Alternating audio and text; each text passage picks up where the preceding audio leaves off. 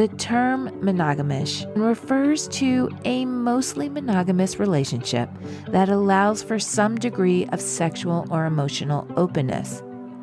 Think of it as a hybrid between monogamy and open relationships.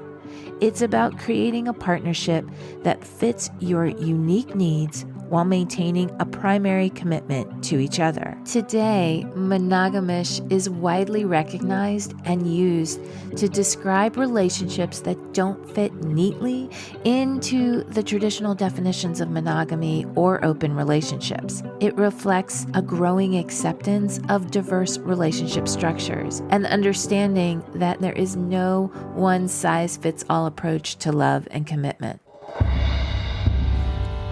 Welcome to the Relationship Diversity Podcast, where we celebrate, question, and explore all aspects of relationship structure diversity, from soloamory to monogamy to polyamory and everything in between, because every relationship is as unique as you are.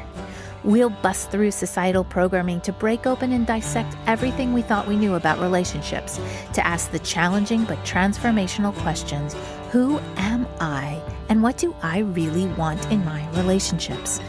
I'm your guide, Carrie Jeroslow, best-selling author, speaker, intuitive, and coach. Join me as we reimagine all that our most intimate relationships can become. I'm fascinated by relationships. In my early 20s, my interests largely centered around why I could never seem to make one work.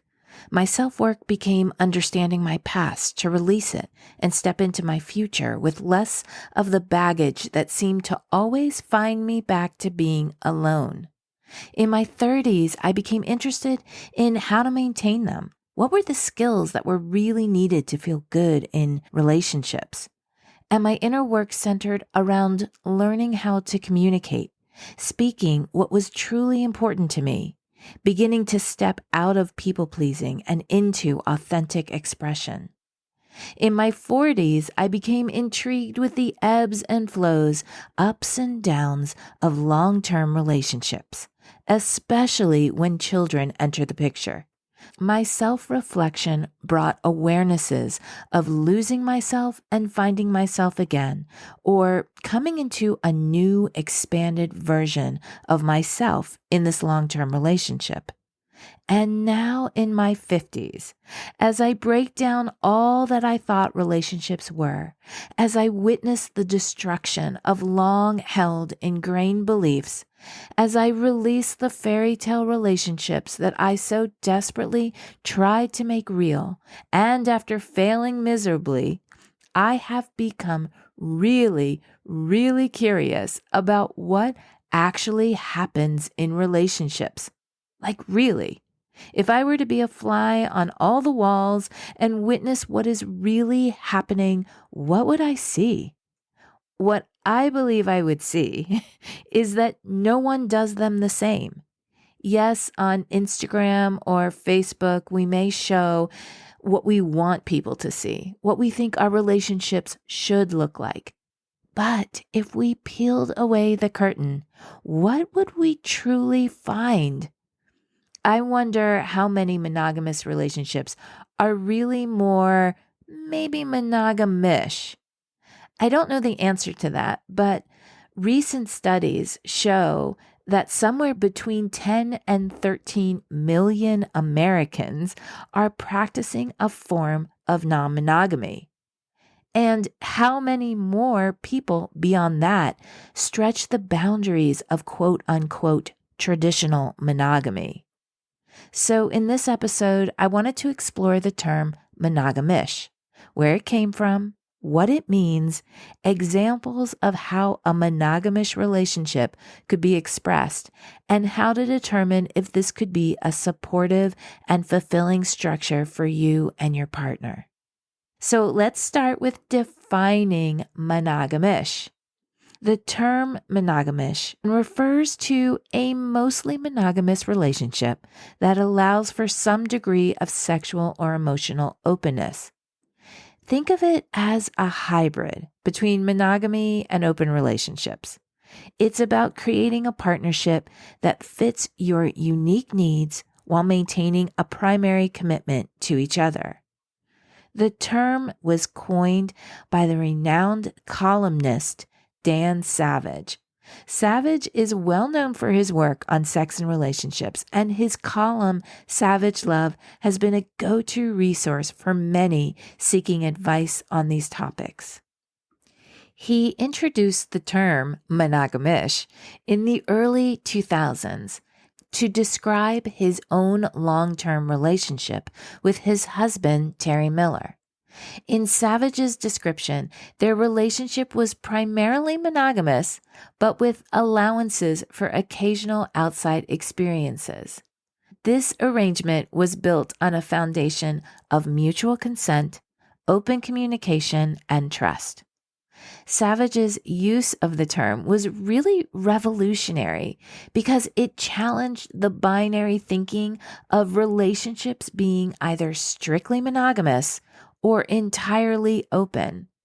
Instead, it offered this spectrum, acknowledging that many couples might find themselves somewhere in between. I love this term because, as I always say, every relationship is unique and there is no one way to be in relationship. We all do it in our own way, and this term became a way to express that spectrum. The concept of being monogamish resonated with so many people who found traditional monogamy restrictive, but also weren't interested in fully opening their relationship. Savage's frank and open discussions about his relationship helped destigmatize the idea of non-monogamy and opened up a broader conversation about how couples can tailor their relationships to fit their unique needs. This is the idea of designing the relationship that is most authentic to who you are. The term gained further traction through Savage's podcast, Savage Lovecast, and various media appearances. His discussions emphasize the importance of honesty, communication, and respect in any relationship dynamic, whether monogamous, open, or monogamish. As the concept of monogamish gained popularity, it started to be featured in mainstream media, articles in magazines, newspapers, and online platforms. They all began to explore this middle ground between monogamy and polyamory. Today, monogamish is widely recognized and used to describe relationships that don't fit neatly into the traditional definitions of monogamy or open relationships. It reflects a growing acceptance of diverse relationship structures and the understanding that, again, there is no one-size-fits-all approach to love and commitment. People have adapted the concept to fit their own needs, creating personalized agreements that allow for varying degrees of openness. This flexibility acknowledges the complex nature of human relationships and the fact that our needs and desires can evolve over time, which I also talk about all the time, and it's why I so love this term. Monogamish can take so many different forms. It's a spectrum, and you can fall anywhere on it. For some couples, it might mean allowing for occasional sexual experiences with other people.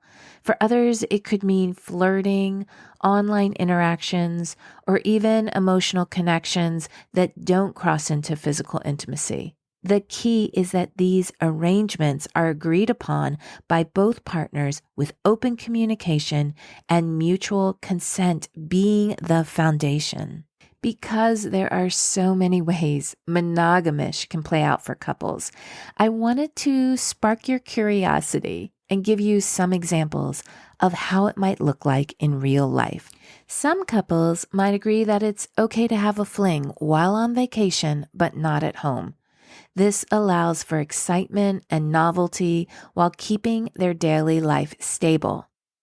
A couple might create a pass list where they each have a list of celebrities or friends they're allowed to have a one-time pass with should the opportunity arise. This can be a fun and playful way to discuss attractions without feeling threatened. Couples might be okay with online flirting or even virtual relationships as long as they don't meet in person. This can help maintain a sense of adventure and novelty again without physical risks and can include sexting, video chats, or participating in online communities. Some couples might agree that it's okay to go on occasional dates with other people as long as these interactions don't lead to sexual intimacy. This can help maintain that sense of excitement without compromising the core relationship. Couples might allow for more flexibility at specific events like parties or festivals where flirting or even making out with others is permissible. This can add an element of fun and spontaneity. Some couples might have an agreement that sexual experiences with others are allowed only when they are apart for extended periods, such as during business trips or long-distance stints. In some monogamish relationships, partners may allow for emotional connections with others, such as close friendships or emotional connections, but draw the line at physical intimacy. Some couples might explore their monogamish dynamic by engaging in threesomes or group sex together. This can be a way to introduce variety while maintaining a shared experience. A couple could agree to occasional physical encounters with others, but have specific guidelines about how these encounters should be handled. For instance, they might limit these experiences to one-night stands or ensure they happen with strangers rather than close friends. Some couples might prefer not to share details about their outside encounters. They agree that what happens outside their relationship doesn't need to be disclosed as long as it adheres to their agreed boundaries. In some monogamish arrangements, couples may allow sexual encounters with specific friends they trust and feel comfortable with. This can minimize risks and maintain a sense of security. And there are so many other possibilities and nuances that can be incorporated to come up with your own unique expression of what monogamish might look like for you and your partner. So, think a monogamish structure might work for you? Well, I think there are certain personal characteristics that will help a monogamish relationship thrive. I've put them in the form of a question for you to ask yourself and answer as honestly as possible. Check in with yourself to see if you and your relationship have these important characteristics to make a monogamish structure feel fulfilling and add to your current relationship rather than detract from it. Here you go. Are you open communicators? Effective communication is the foundation of any successful relationship, but it is especially crucial in monogamish relationships. Open communicators are comfortable discussing their feelings, needs, and boundaries with their partner. They can express themselves honestly and listen actively, ensuring that both parties are on the same page. So if one partner feels neglected or uncomfortable with a particular aspect of their arrangement, they feel they can voice their concerns without fear of judgment. This openness helps prevent misunderstandings and keeps the relationship healthy. Do you feel secure in your relationship? People who are secure in their relationship are confident in their bond and not easily threatened by the idea of their partner having attraction to others. They trust the foundation of their relationship and believe in their partner's commitment. So a secure person won't feel overly jealous if their partner finds someone else attractive. They understand that attraction to others is natural and doesn't diminish their partner's love for them. And I want to say, this doesn't mean that you will not feel jealous. Jealousy is a normal human emotion. It's just that people who have more fulfillment in this monogamish structure will look at their jealousy and do their self-work around it, try to process it and feel into it and see what is underneath it. Are you flexible and adaptable? These are key traits for those in monogamish relationships. Life and relationships are dynamic, meaning they always shift and evolve, and being able to adjust to new situations and agreements as they arise is vital. So if the couple agrees on certain boundaries initially, but later finds that adjustments are needed, adaptable individuals can recalibrate their agreements without too much stress or conflict. Are you trusting and trustworthy? Trust is essential in any relationship, but it's particularly important in a monogamish setup. Both partners need to trust each other's words and actions and be trustworthy themselves to uphold the agreements made. So if a couple agrees that flirting with others is okay, but physical intimacy is off limits, both partners must trust that these boundaries will be respected and feel confident that they will be. Are you curious and adventurous? Those who have a natural curiosity and a sense of adventure often find monogamish relationships fulfilling. They're open to exploring new experiences and see the relationship dynamic as an opportunity for growth and excitement. So a curious and adventurous couple might enjoy exploring new aspects of their relationship, like attending social events where light flirting is acceptable or discussing fantasies openly. Are you emotionally mature? Emotional maturity involves understanding and managing one's emotions and empathizing with the partner's feelings. It means approaching conflicts and challenges and jealousy with a calm and constructive attitude. And we're not all perfect, and we don't do it perfectly 100% of the time, or sometimes even 50% of the time. But an emotionally mature person will look at themselves and understand what's going on within them, and then be able to use communication and acknowledgement to use these conflicts and challenges to grow and evolve within themselves.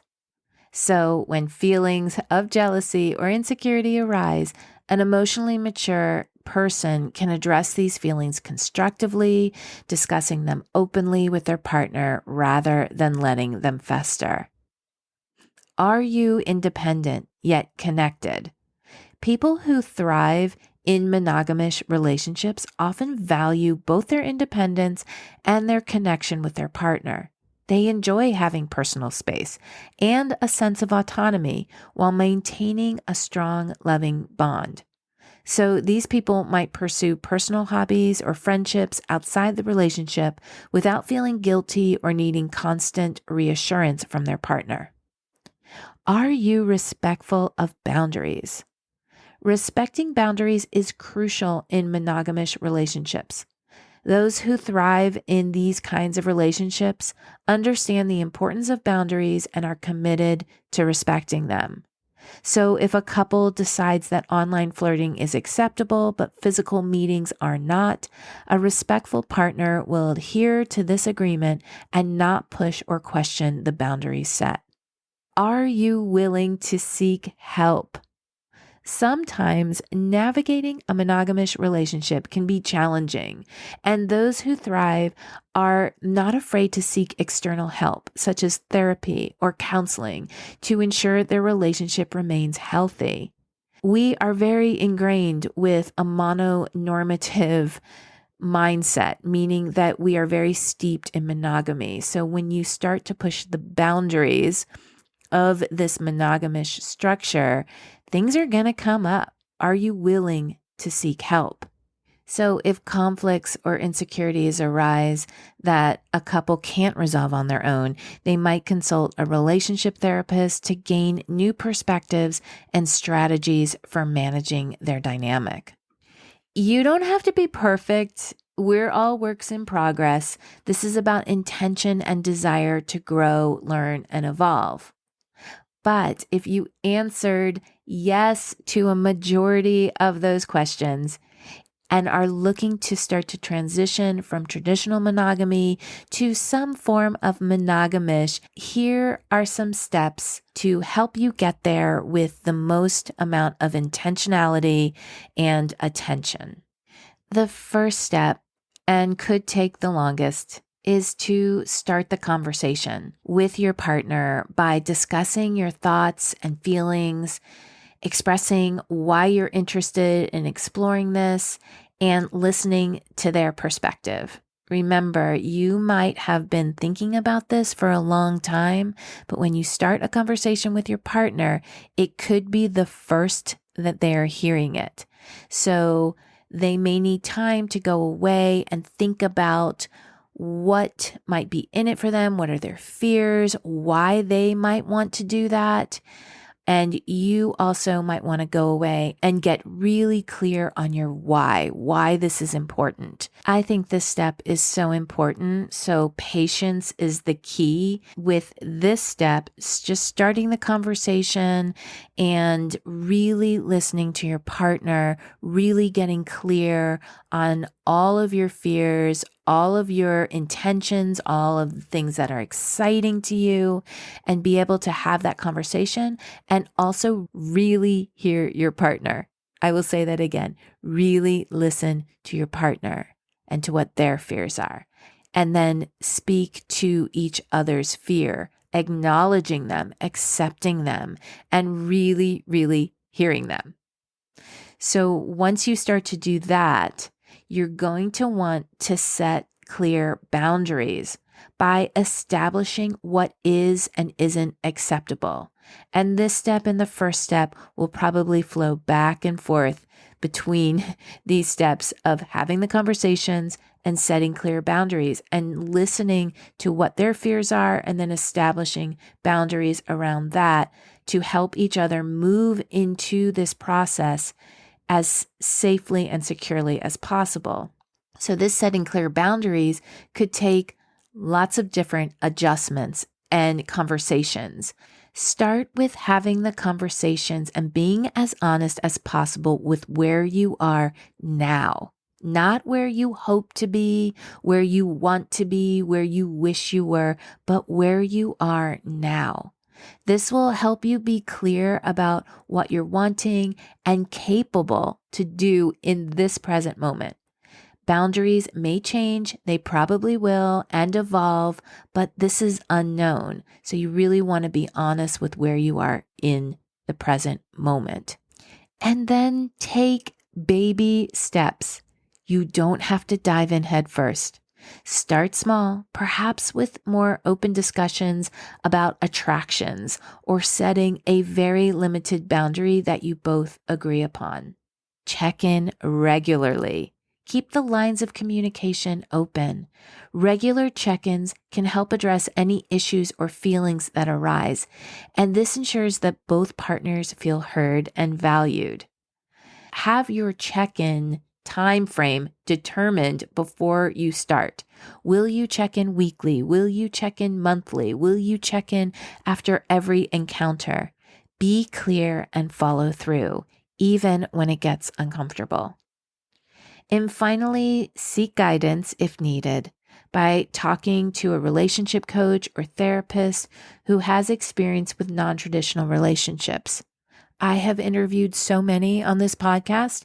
If you need any recommendations, please email me and I will send you some ideas of incredible relationship coaches or therapists who really support a non-traditional dynamic.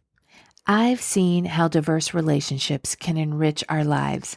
I've heard many stories from couples about their experiences of moving from monogamy to monogamish, or to open, or to polyamory, and the common thread is always communication and consent. For some, moving to a more monogamish structure has revitalized their relationship, bringing them closer through the honesty and trust they've built. For others, it's been a journey of discovery and sometimes realizing it's not for them. And that's okay too. Remember, there's no one size fits all in relationships. The beauty lies in creating a dynamic that works uniquely for you and your partner.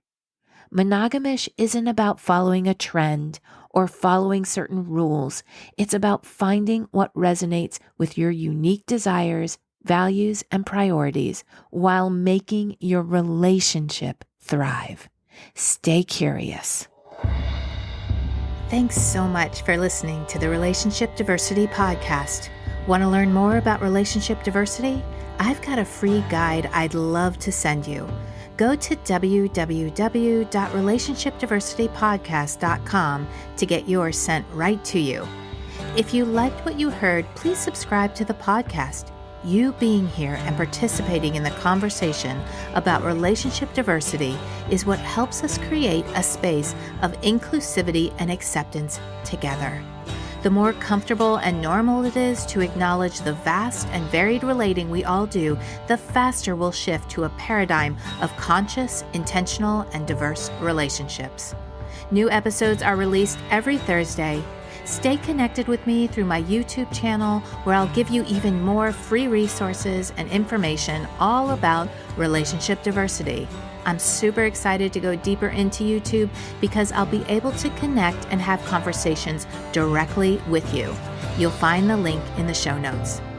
Stay curious. Every relationship is as unique as you are.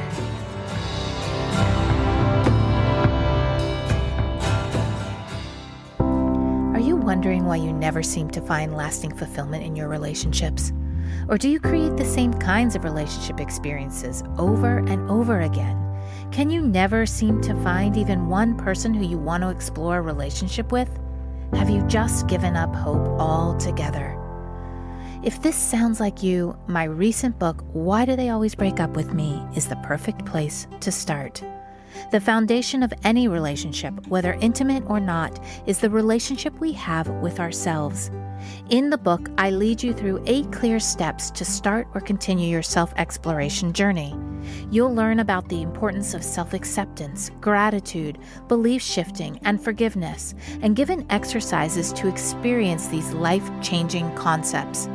This is the process I use to shift my relationships from continual heartbreak to what they are now, fulfilling, soul-nourishing, compassionate, and loving.